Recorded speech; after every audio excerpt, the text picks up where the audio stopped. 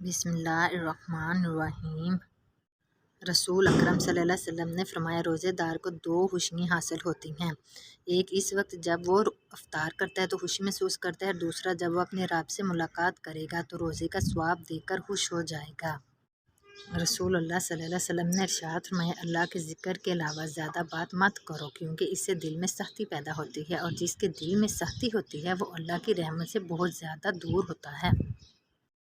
حضرت ابو سعید رضی اللہ تعالیٰ عنہ کہتے ہیں کہ رسول کریم صلی اللہ علیہ وسلم سے پوچھا گیا کہ کون سا بندہ بہتر ہے اور کون قیامت کے دن اللہ تعالیٰ کے نزدیک بلند تر درجے کا مالک ہے۔ آپ صلی اللہ علیہ وسلم نے فرمایا، اللہ کو بہت زیادہ یاد کرنے والا مرد اور عورتیں۔ حضرت ابو ہریرہ رضی اللہ تعالیٰ عنہ سے روایت ہے کہ رسول اللہ صلی اللہ علیہ وسلم نے ارشاد فرمایا، اپنے ایمان کو تازہ کرتے رہا کرو۔ عرض کیا گیا، یا رسول اللہ، ہم اپنا ایمان کو کس طرح تازہ کریں؟ ارشاد فرمایا، لا الہ الا اللہ کو کثرت سے کہتے رہا کرو۔ حضرت عائشہ رضی اللہ تعالیٰ عنہ سے روایت ہے کہ انصار کی ایک عورت نے اپنی بیٹی کی شادی کی، وہ بیمار ہو گئی تو اس کے بال جھڑ گئے۔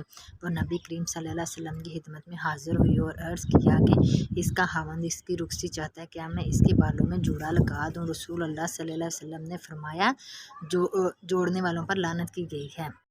نبی اکرم صلی اللہ علیہ وسلم نے ارشاد فرمایا، میرے بعد جو شخص زندہ رہے گا وہ بہت زیادہ اختلافات دیکھے گا۔ تم پر لازم ہے کہ میری سنت اختیار کرو اور ہدایت یافتہ خلفائے راشدین کی سنت اختیار کرو، مضبوطی سے تھامے رکھو۔